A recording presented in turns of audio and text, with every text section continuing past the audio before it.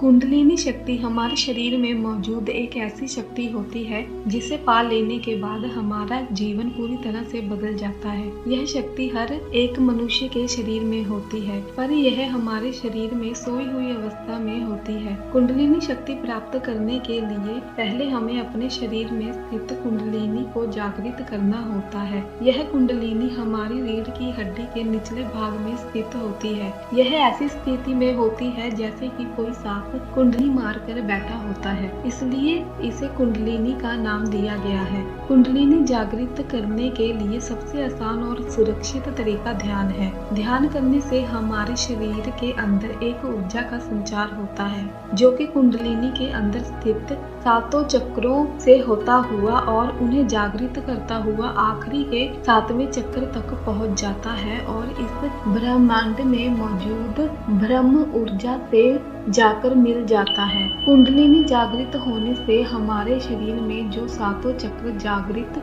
होते हैं उनकी अपनी अलग अलग विशेषताएं और शक्तियां होती हैं। यह सातों चक्र हैं मूलाधार चक्र, स्वादिष्ठान चक्र, मणिपुर चक्र, अनाहत चक्र, विशुद्धि चक्र, आज्ञा चक्र, सहस्त्रार चक्र।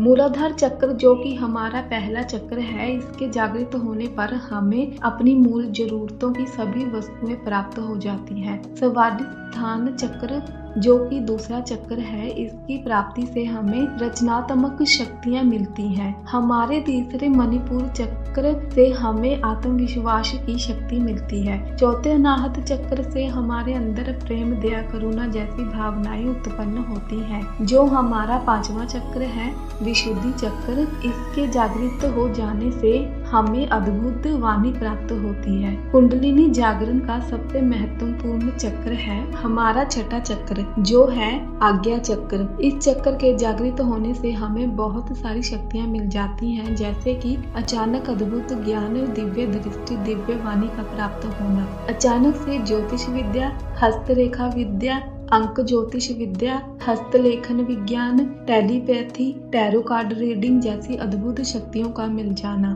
भविष्य में होने वाली घटनाओं का पूर्व ज्ञान होना, किसी के भी मन की बात जान लेना, किसी भी बीमारी के इलाज का पता चलना या किसी भी वैज्ञानिक खोज का पता चलना, किसी भी ग्रंथ, भगवान की तस्वीर, यंत्र, मंदिर या जगह आदि में छिपे गूढ़ रहस्यों का अपने आप ही ज्ञान हो जाना, किसी का भी अपनी मानसिक शक्ति के द्वारा या प्रार्थना के द्वारा इलाज करना, अपनी अंतरात्मा की आवाज सुनाई देना और उसके द्वारा मार्गदर्शन पाना। हमारा 7वां चक्र है सहस्त्रार चक्र।